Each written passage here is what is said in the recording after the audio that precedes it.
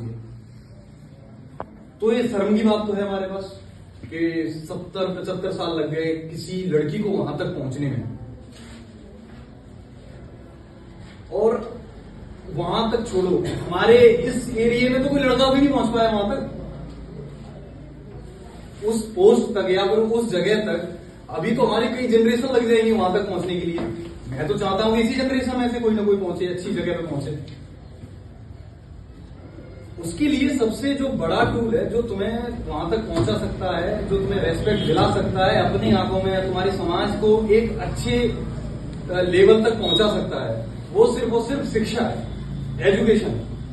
बिना एजुकेशन के तुम्हें कहीं तो रेस्पेक्ट नहीं मिलेगी, और तुम्हारी जो सोच है, तुम एक समाज को एक अच्छे तरीके से मतलब ये है कि बिना किसी भेदभाव के तुम चला सकते हो।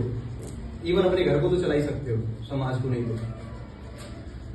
एजुकेशन, आपने अफगानिस्तान का नाम सुना होगा, सबने सुना होगा। 2 साल पहले तालिबान ने टेक ओवर कर लिया, और वहां पे जितने भी स्कूल चल रहे थे सबसे पहले उन्होंने डिसमेंटल किए। क्योंकि किसी समाज के अंदर अगर कोई पौधा अंकुरित होता है एजुकेशन का, शिक्षा का, कोई रिवॉल्ट पैदा होता है, कोई मतलब विद्रोह पैदा होता है, तो एजुकेशन की वजह से होता है। भगत सिंह को मान लो या किसी को भी मान लो, एजुकेशन के बिना, सुभाष चंद्र बोस और तुम्हारे आईएएस की परीक्षा तो उस जमाने में उन्होंने निकाली थी, ठीक है, उन्होंने छोड़ दी वहां से, लेकिन वो पढ़े लिखे थे, इसीलिए तो 10 लोगों को 50 लोगों को इतनी बड़ी आर्मी खड़ी कर दी उन्होंने।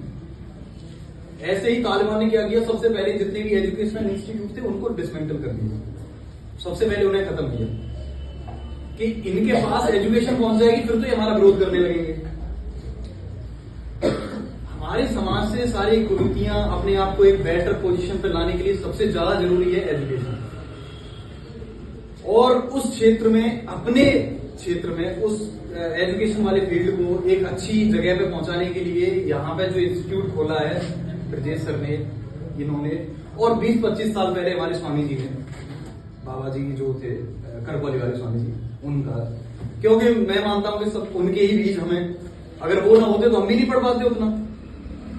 उन्होंने 1987 में एक स्कूल खोला, उसमें सर पढ़े, हम पढ़े, ये पढ़े, और यहाँ के 20,000 बच्चे पढ़े। फिर वहां से उन्होंने धीरे धीरे करके आगे बढ़े, अपनी अपनी डिग्री में गए। वहां जाके फिर उन्होंने सोचा कि नहीं, यहाँ पे अभी शिक्षा की और ज्यादा जरूरत है, तो उन्होंने फिर से एक एजुकेशन फील्ड में अपनी एक सेवा देने के लिए अपना ये व्यवसाय चुना, जो भी है।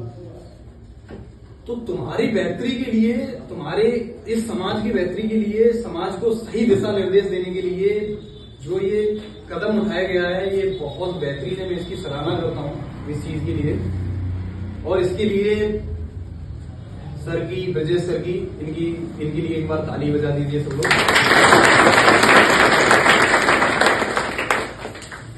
हमें पहली बात ये है कि अब तुम सोचोगे 12th के बाद क्या करना है। 12th सबसे जो पहला पड़ाव है किसी चीज को लेके, तो 10th, 11th, 12th। आप सोचो कि बाहर इतना ज्यादा कंपटीशन है।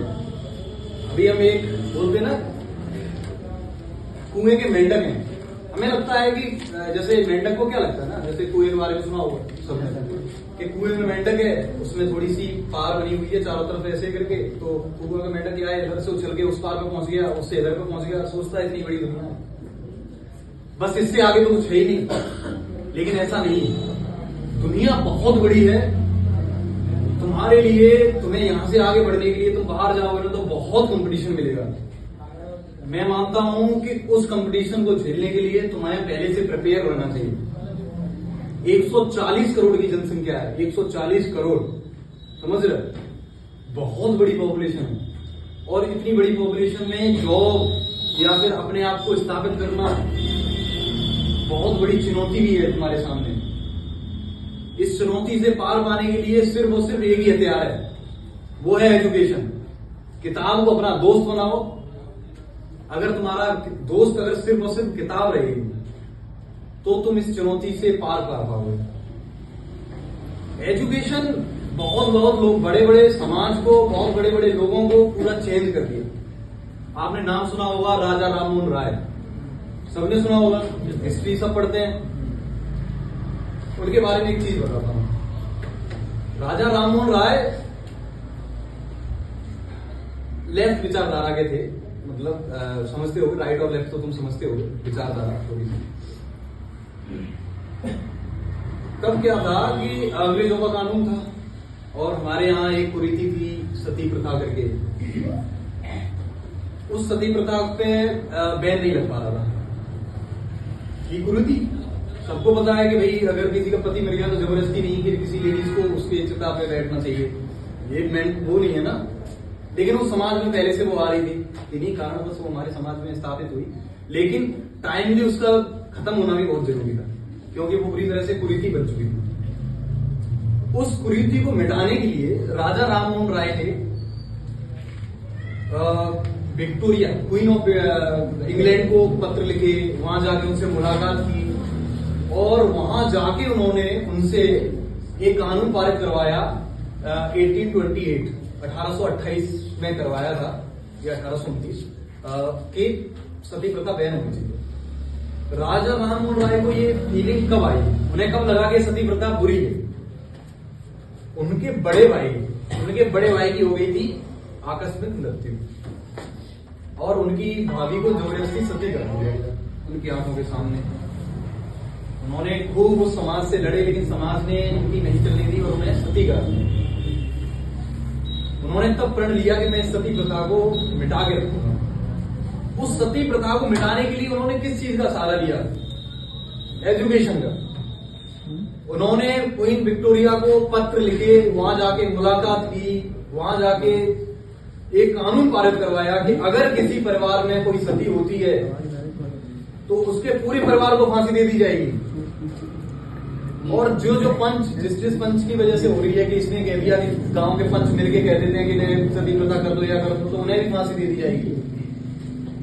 इतना टफेस्ट कानून बनाने के बाद तब जाके सती प्रथा धीरे धीरे हमारे समाज से खत्म हुई। मेरा कहने का तात्पर्य और मतलब सिर्फ इतना है कि अपनी जो क्षमता है ना, एजुकेशन के फील्ड में बढ़ा। कितने मुद्दे चल रहे हैं अपने अभी, मतलब सबसे पहले हमें एजुकेशन गेन करनी है, आगे पढ़ना है। अभी तुम्हारे पास मोटिव छोटे छोटे, टारगेट छोटे छोटे होने चाहिए। अभी आप 12th में हो तो अपने 12th में इतना अच्छा करो, इतनी पढ़ाई में इतना मन लगाओ कि यहाँ पे तुम्हारी बहुत अच्छी परसेंटेज बने, बहुत अच्छा पढ़ने में हो। फिर यहाँ से आगे तक देखा जाएगा।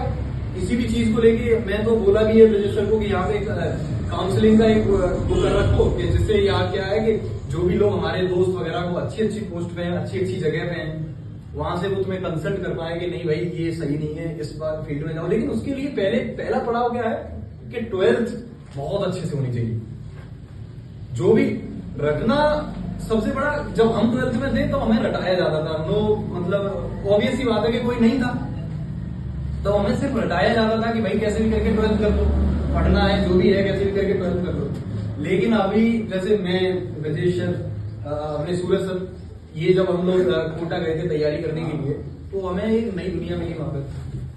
वहां टीचर स्टार होते थे। तुम बिलीव नहीं मानोगे, आज से 10 साल पहले उनकी जो वैल्यू थी वो 3-3 करोड़ रुपए का पैकेज था उनका।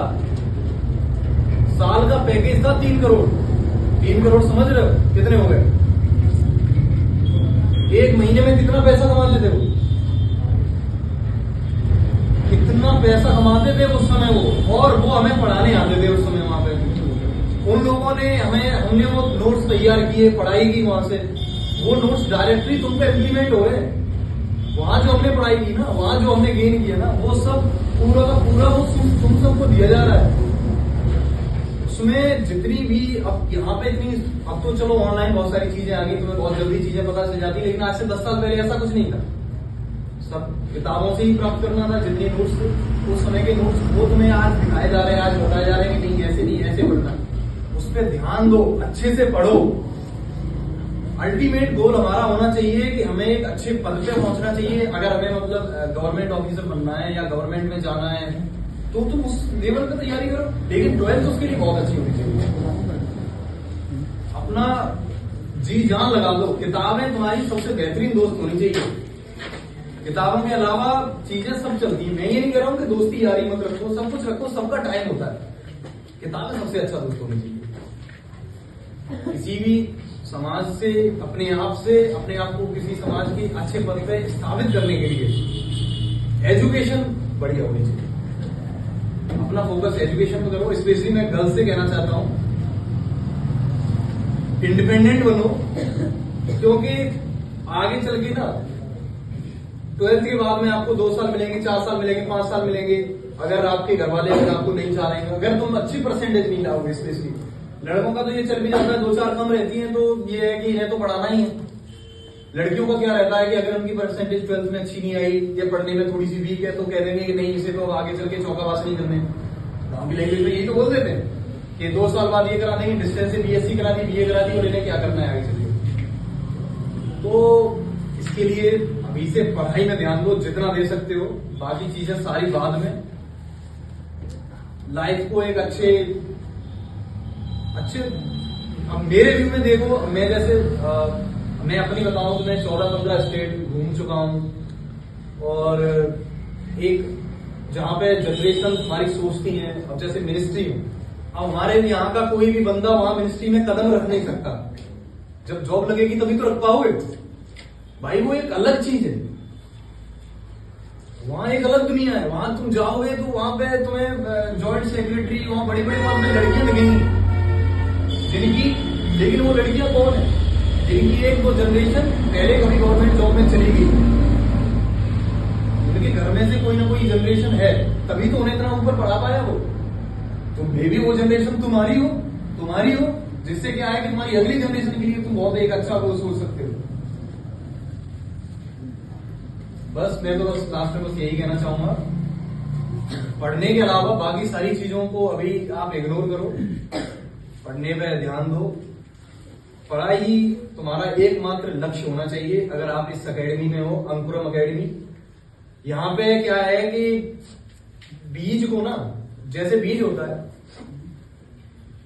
अपने यहाँ, जैसे गेहूं मान लो, कुछ भी मान लो, तो क्या होता है कि आप ऐसे ही कहीं भी पटक दोगे तो वो बीज अंकुरित नहीं होगा, उसमें पौधा नहीं निकलेगा। उसके लिए पहले खेत में जुताई करनी पड़ेगी, 3-4 बार उसमें हैरो लगाया, पानी डाला, मिट्टी अच्छे से होगी, फिर उसे एक निर्धारित सेंटीमीटर के अंदर डाला गया कि इसमें 5 सेंटीमीटर नीचे डालोगे या 2 सेंटीमीटर नीचे डालोगे तो ही अंकुरित हो पाएगा, क्योंकि इसमें इतनी टेम्परेचर होना चाहिए। पीछे की विज्ञान बहुत तगड़ी है।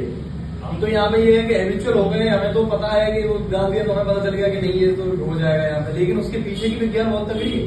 कृषि विज्ञान अगर किसी ने पढ़ी हो तो उसके पीछे की विज्ञान तुम्हें पता चलेगी कि इतने टाइम पे, इतनी टेम्परेचर में इतनी होना चाहिए कि यहाँ पे, वरना तुम यहाँ कोई भी फसल लगा ले। हम चाहें तो अंगूर की फसल क्यों नहीं लगा लेते? कभी मन में आया ना सोचने में, अंगूर की फसल क्यों नहीं लगा लेते? नहीं लगेगी ना, उसके लिए टेम्परेचर सही होना चाहिए सब कुछ। ऐसे ही ये अंकुरम एकेडमी इसीलिए है कि तुम अभी एक बीज हो, और उस बीज को कितना टेम्परेचर देना है, कितनी मिट्टी उर्वरी होनी चाहिए, कितना पढ़ाना है, कैसे पढ़ाना है, किस फील्ड में तुम्हें भेजना है, उसके लिए वो यहां पे होगा।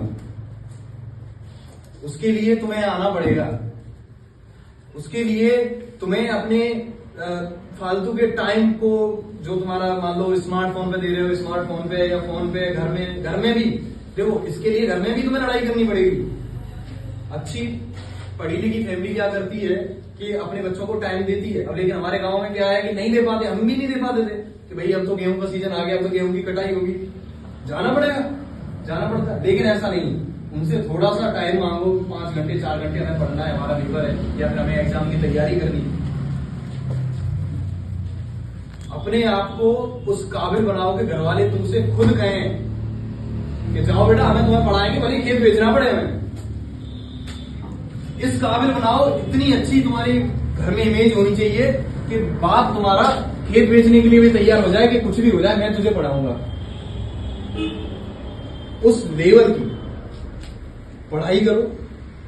इस एकेडमी का तुम्हारे जो पूरा कैरियर है उसमें एक गहरी छाप होगी। जैसे हमारी अपने जीवन में देखा जाए तो हमारे जीवन में, हमारे स्वामी शांतानंद में जब हम पढ़े थे, उस स्कूल की एक बहुत गहरी छाप है हमारे जीवन में। या हम कोटा गए, उस 1 साल की बहुत गहरी छाप है हमारे लिए। उसको जिंदगी भर हम भुलाना चाहें तो नहीं भुला सकते। वो एक पड़ाव था जो उस जर्नी को जो जिसने तय किया कि हमें इस तरफ जाना है, इस तरफ नहीं जाना है। वरना क्या हम अपने बैच में देखें तो हमारे बैच में 150-200 लड़के थे। स्कूल में जब 12th में थे तो 150 लड़के तो होंगे आराम से। 150 लड़कों में अगर हम देखा पाए तो मुश्किल से 20 या 25 लड़के सेलेक्ट हुए होंगे अच्छी जगह पे। लेकिन क्यों हो पाए? ऐसा नहीं कि वो बहुत ज्यादा इंटेलिजेंट थे, नहीं, उन्हें सूरज दादा जैसी गाइडेंस मिली। इन्होंने हमें गाइड किया कि कैसे चलना है आगे। समझ रहे हो? गाइडेंस और सही समय पे तुम्हें शिक्षा देना कि अब ये नहीं, अब तुम्हें ये करना है। अपने आप को, एक कहावत है ना कि सोना जितना तपता है और प्रखर होके निखरता है। सोने की क्वालिटी क्या होती है कि जितना उसे तपाया जाता है तो वो और बढ़िया होके निकलता है, और अच्छा होगे, और अच्छा दिखेगा तुमको। वैसा ही बनो, लचीला बनो, लेकिन उसमें सोने जैसी क्वालिटी रखो अपने पास। हर को नहीं तो लोहे के आभूषण क्यों नहीं पहन लेते लोग? भाई लोहा तो बहुत आयत में प्रयोग में है, चाहे कोई भी कर ले, लेकिन उसमें वो वाली क्वालिटी नहीं है ना। सोने में चमकने वाली क्वालिटी है, चमकता है, लचीलापन है, कैसे भी मोल्ड कर दो उसे, कैसे भी औजार बना लो उसके। तो अपने अंदर क्वालिटीज लाओ, क्वालिटीज डेवलप करो सबसे। और मैं कहना चाहता हूं कि जैसे सर ने बोला कि कोई स्पीच देना चाहता है या कोई बोलना चाहता है, मैं तो चाहता हूं कि इनका एक जैसे सारे बच्चों का ना किसी किसी का राउंड बना दो कि मतलब कि इस दिन ये बंदा 5 मिनट किसी भी टॉपिक पे ये बंदा बोलेगा, दूसरा ये वाला बंदा बोलेगा, तीसरा इसका नंबर है। हर एक दिन एक एक बंदा 5-5 या 10-10 मिनट का अपना तैयार करके लाएगा स्पीच और अपने आप मतलब सभी बच्चों को सुनाएगा टॉपिक को लेकर। इससे क्या होगा, तुम्हारे अंदर क्वालिटीज आएंगी, क्वालिटीज आएंगी कि इतने बच्चों के सामने खड़े होकर बोलने में तुम्हारे अंदर का झिझक निकलेगी। हमारे यहाँ के लड़कों के अंदर झिझक बहुत ज्यादा है, किसी के सामने बोलने में 10 बार कतराते हैं, शब्द ही कम पड़ जाते हैं कि हमारे अंदर शब्द ही नहीं रहते। अब शब्द कहां से आएंगे? जब किसी टॉपिक के बारे में हम सुनेंगे, बताएंगे, भी तो शब्द आएंगे।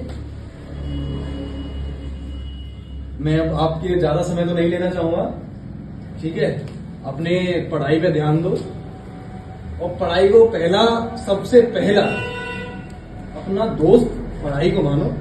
बाकी माता पिता भी बाद में, पढ़ाई को सबसे पहला दोस्त मानना है। अगर तुम पढ़ लिख गए तो माता पिता का उद्धार भी तुम ही कर पाओगे। इसी के साथ मैं अपनी वाणी को विराम देता हूं।